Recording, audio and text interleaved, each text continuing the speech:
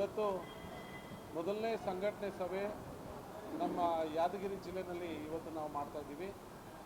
ನಮ್ಮ ಉದ್ದೇಶ ಇಷ್ಟೇ, ಧ್ವನಿ ಇಲ್ಲದ ಹಿಂದುಳಿದ ಅತಿ ಹಿಂದುಳಿದ ವರ್ಗಗಳ ಮತ್ತು ಅಲ್ಮಾರಿ ಸಮಾಜಗಳ ಒಂದು ರಾಜಕೀಯ ಧ್ವನಿಯಾಗಿ ಇರಬೇಕು ಅಂತೇಳಿ ಈ ವಿಕಾಸಶೀಲ ಇನ್ಸಾನ್ ಪಾರ್ಟಿಯನ್ನು ನಾವು ಈ ರಾಜ್ಯಕ್ಕೆ ತಂದಿದ್ದೀವಿ. ಈ ಪಾರ್ಟಿಯಿಂದ ಮುಂದಿನ ದಿನಗಳಲ್ಲಿ 60ರಿಂದ 70 ಕ್ಷೇತ್ರ ನಾವು ಎಲೆಕ್ಷನ್ ನಿಲ್ಲಿಸ್ತಾ ಇದ್ದೀವಿ. ನಮ್ಮ ಎಲ್ಲ ಅಭ್ಯರ್ಥಿಗಳು ಈಗಾಗಲೇ ಅವರವರ ತಾಲೂಕುಗಳಲ್ಲಿ ಸಕ್ರಿಯವಾಗಿ ಎಲ್ಲ ಕೆಲಸ ಸ್ಟಾರ್ಟ್ ಮಾಡ್ತಾ ಇದ್ದಾರೆ.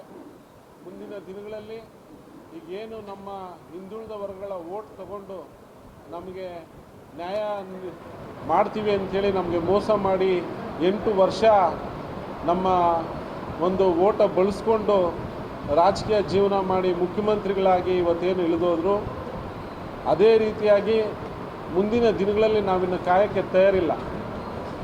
ಎಲ್ಲ ಮುಖಂಡರುಗಳು ನಮ್ಮ ಸಮಾಜದ್ದು ಒಂದು 60ರಿಂದ 70 ಲಕ್ಷ ವೋಟರ್ಸ್ ಇದ್ದೀವಿ ನಾವು. ಅದೇ ರೀತಿಯಾಗಿ ರಾಜಕೀಯವಾಗಿ ಧ್ವನಿ ಇಲ್ಲದ ಇತರೆ ಇನ್ನುಳಿದ ಸಮಾಜಗಳನ್ನ ನಾವು ಜೊತೆಯಲ್ಲಿ ಕಟ್ಕೊಂಡು ಈ ಒಂದು ವಿಕಾಸಶೀಲ ಇನ್ಸಾನ್ ಪಾರ್ಟಿಯಿಂದ 60ರಿಂದ 70 ಕ್ಷೇತ್ರ ಈ ಸತಿ ನಾವು ಸ್ಪರ್ಧೆ ಮಾಡಲಿಕ್ಕೆ ಆಲ್ರೆಡಿ ತಯಾರು ಮಾಡಿದ್ದೀವಿ. ಅದರಲ್ಲಿ ಎ ಕ್ಯಾಟಗರಿ ಅಂಥೇಳಿ 25 ಕ್ಷೇತ್ರಗಳನ್ನು ನಾವು ಹುಡುಕಿ ಇಟ್ಕೊಂಡಿದ್ದೀವಿ. ಆ ಎ ಕ್ಯಾಟಗರಿ ಕ್ಷೇತ್ರಗಳಲ್ಲಿ ನಮ್ಮ ಸಮಾಜ ಮತ್ತು ಹಿಂದುಳಿದ ಸಮಾಜ ಮೋರ್ ದ್ಯಾನ್ 50% ವೋಟರ್ಸ್ ನಾವೇ ಇದ್ದೀವಿ ಆ ಕ್ಷೇತ್ರಗಳಲ್ಲಿ. ಮತ್ತು ಬಿ ಕ್ಯಾಟಗರಿಯಲ್ಲಿ ಮೋರ್ ದ್ಯಾನ್ 30-40% ಇದ್ದೀವಿ. ಸಿ ಕ್ಯಾಟಗರಿಯಲ್ಲಿ 10-12% ಇರುವಂಥ ಒಂದು ಕ್ಷೇತ್ರಗಳನ್ನ ನಾವು ಆಲ್ರೆಡಿ ಗುರುತು ಮಾಡ್ಕೊಂಡಿದ್ದೀವಿ. ನಮ್ಮ ಸಮಾಜದಿಂದ ಈ ಒಂದು ವಿಕಾಸಶೀಲ ಇನ್ಸಾನ್ ಪಾರ್ಟಿಯಿಂದ ಮುಂದಿನ ದಿನಗಳಲ್ಲಿ 10ರಿಂದ 15 MLAಗಳು ಬರೋದೇನು ಸಂಶಯ ಇಲ್ಲ. ಅದೇ ರೀತಿಯಾಗಿ ಎಲ್ಲ ಒಂದು ರಾಜಕೀಯ ಪಕ್ಷಗಳಿಗೆ ನಾನು ಹೇಳೋದಿಷ್ಟೇ, ಇಷ್ಟು ದಿವಸ ನೀವು ಏನು ನಮ್ಮ ಸಮಾಜಗಳ ಓಟ್ ಬಳಸ್ಕೊಂಡು ವಿಧಾನಸೌಧದಲ್ಲಿ ನೀವು ಹೋಗಿ ಕೂತ್ಕೊಂಡಿದ್ದೀರಿ, ಆಳೋ ಜಾಗದಕ್ಕೆ ನಾವು ಬರ್ತೀವಿ, ನೀವು ನಮ್ಮ ಜಾಗ ಬಿಟ್ಕೊಡ್ಬೇಕಾಗ್ತದೆ ಮುಂದಿನ ದಿನಗಳಲ್ಲಿ. ಈಗ ನಾವು ನಮ್ಮ ಸಮಾಜದ ಮತ್ತು ಹಿಂದುಳಿದ ಸಮಾಜಗಳ ಎಲ್ಲ ಒಂದು ವೋಟರ್ಸ್ ಎಜುಕೇಟ್ ಮಾಡಿ ನಾವು ನಮ್ಮ ಮತ ನಮಗೆ ತಗೊಂಡು ನಾವು ಮುಂದಿನ ದಿನಗಳಲ್ಲಿ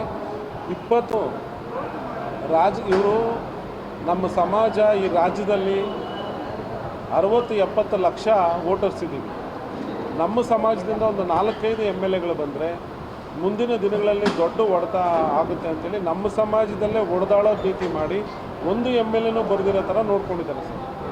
ಇದರಿಂದ ನಮ್ಮ ಸಮಾಜಕ್ಕೆ ತುಂಬ ಅನ್ಯಾಯ ಆಗಿದೆ. ಎಲ್ಲ ಸಮಾಜಗಳ ಜೊತೆನೂ ಒಡನಾಟ ಇಟ್ಕೊಂಡು ಕಲಬುರಗಿಯಲ್ಲಿ ಮಾಡಿದ್ವಿ, ನಿನ್ನೆ ಬೀದರಲ್ಲಿ ಮಾಡಿದ್ವಿ, ಇವತ್ತು ಯಾದಗಿರಿಯಲ್ಲಿ ಮಾಡ್ತಾಯಿದ್ದೀವಿ. ಮುಂದಿನ ದಿನಗಳಲ್ಲಿ ಬಿಜಾಪುರ ಬಾಗಲಕೋಟೆಯಲ್ಲಿ ಮಾಡ್ತಾಯಿದ್ದೀವಿ. ಅದರ ಮುಂದಿನ ದಿನಗಳಲ್ಲಿ ಮೈಸೂರು ಭಾಗ, ಮಂಗಳೂರು ಭಾಗ, ಎಲ್ಲೆಲ್ಲಿ ನಮ್ಮ ಸಮಾಜ ಹೆಚ್ಚಿಗಿದೆ ಅಲ್ಲಿ ಎಲ್ಲೆಲ್ಲಿ ನಮ್ಮ ಹಿಂದುಳಿದ ವರ್ಗಗಳ ಇತರೆ ಸಮಾಜಗಳು, ರಾಜಕೀಯ ಧ್ವನಿ ಇಲ್ದಿರೋ ಸಮಾಜಗಳಿದ್ದಾವೆ, ಅವ್ರನ್ನೆಲ್ಲ ಒಗ್ಗಟ್ಟಾಗಿ ಕರ್ಕೊಂಡು ಹೋಗೋಕ್ಕೆ ನಾವು ಎಲ್ಲ ಹಿಂದುಳಿದ ವರ್ಗಗಳ ಸಮುದಾಯಗಳಿಗೆ ರಾಜಕೀಯ ಪ್ರಾತಿನಿಧ್ಯ ಸಿಗಬೇಕು ಅಂತೇಳಿದ್ರೆ VIP ಪಕ್ಷ ಕರ್ನಾಟಕಕ್ಕೆ ಬಂದಿದೆ.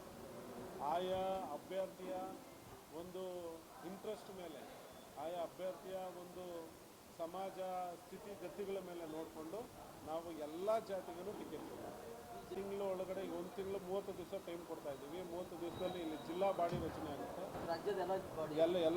ಎಲ್ಲ ರಾಜ್ಯ ಬಾಡಿ ಜಿಲ್ಲಾ ಇದೊಂದು ಸೆಪ್ಟೆಂಬರ್ ಅಷ್ಟರಲ್ಲಿ ಮಾಡ್ತೀವಿ. ಎಲ್ಲ ಹೌದು ಸಂಘಟನೆ ಯಥಾ ಪ್ರಕಾರ ನಡೆಯುತ್ತೆ ಸರ್. ಈಗ ಮೀಸಲಾತಿ ಇಲ್ಲದೇ ಇರೋಂಥ ಸಮಾಜದಿಂದ ನಾವು ಬಂದಿದ್ದೀವಿ. ಮೊದಲನೇದಾಗಿ ಮೀಸಲಾತಿ ಇಲ್ಲದಿರೋಂಥ ಸಮಾಜದಲ್ಲಿ ನಾವೀಗ 60-70 ಲಕ್ಷ ಜನ ಇದ್ದೀವಿ ರಾಜ್ಯದಲ್ಲಿ. 105 ಕ್ಷೇತ್ರಗಳಲ್ಲಿ ನಮ್ಮ ಸಮಾಜದ ಓಟ್ ತೊಗೊಳ್ತಾ ಇದ್ದಾರೆ, MLAಗಳಾಗಿ ಹೋಗ್ತಾ ಇದ್ದಾರೆ. ಆದರೆ ಇವತ್ತು ನೀವೇ ನೋಡಿದ್ದೀರಿ, ನಮ್ಮ ಸಮಾಜದ ಒಬ್ಬ MLA ಇಲ್ಲ. ಯಾಕೆ ಈ ರೀತಿ ತಾರತಮ್ಯ? ನಮ್ಮ ಸಮಾಜದ ನಾವಿಲ್ಲಿ ಕೇಳ್ತಾ ಇರೋದು, ನಮ್ಮ ಸಮಾಜದ ಪಾಲು ಎಷ್ಟಿದೆ ಈ ರಾಜ್ಯದಲ್ಲಿ, ಅಷ್ಟು MLAಗಳು ನಮಗೆ BJP ಆಗಲಿ ಕಾಂಗ್ರೆಸ್ ಆಗಲಿ ಕೊಟ್ಟಿದ್ರೆ ಇವತ್ತು ನಮಗೆ ಅವರು ಅಲ್ಲಿ ಮೀಸಲಾತಿ ಒಳ ಮೀಸಲಾತಿ ತರಬೇಕಾಗಿತ್ತು ನಮ್ಮ ಸಮಾಜಕ್ಕೋಸ್ಕರ. ನಾವು ಒಂದು 10-12% ಇರುವಂಥ ಒಂದು ಸಮಾಜ, ಒಂದು MLA ಇಲ್ಲ. ಅದೇ ರೀತಿಯಾಗಿ ಇವತ್ತು ಮೀಸಲಾತಿಯಲ್ಲೂ ಅದೇ ಆಗಿದೆ. ಈಗ ಎಡಗೈ ಬಲಗೈ ಅಂತ ತಂದಿದ್ದಾರೆ. ಅದರಲ್ಲಿ ಇವತ್ತು ತುಂಬ ದೌರ್ಜನ್ಯ ಆಗಿದೆ. ಮಾದಿಗ ಸಮಾಜಕ್ಕೆ ಏನು ಕೇಳ್ತಾಯಿದ್ರೆ ಅದು ಸಿಗ್ತಾ ಇಲ್ಲ. ಇವತ್ತು ಎಲ್ಲ ಬೇರೆ ಬೇರೆ ಅದರಲ್ಲಿ ಒಡೆದಾಟ ಇದೆ. ಇವೆಲ್ಲದನ್ನು ಸರ್ಕಾರ ಆ್ಯಕ್ಚುಲಿ ಇದನ್ನು ಸಿದ್ದರಾಮಯ್ಯನವರು ಸರಿ ಮಾಡ್ಬೋದಾಗಿತ್ತು. ಆದರೆ ಅವ್ರ ಕೆಲಸ ಮುಗಿಸ್ಕೊಂಡು ಅವ್ರ ಸಮಾಜಕ್ಕೆ ಏನು ಮಾಡಬೇಕು ಮಾಡಿ ಇಳಿದು ಹೋಗಿದ್ದಾರೆ. ಇದು ಮುಂದಿನ ದಿನಗಳಲ್ಲಿ ನಮ್ಮ ಸರ್ಕಾರ ನಾವು ಯಾರದೇ ಒಂದು ಜೊತೆಯಲ್ಲಿ ನಿಂತು ನಾವು ಸರ್ಕಾರ ರಚನೆ ಮಾಡಿದಾಗ ಇದ್ರ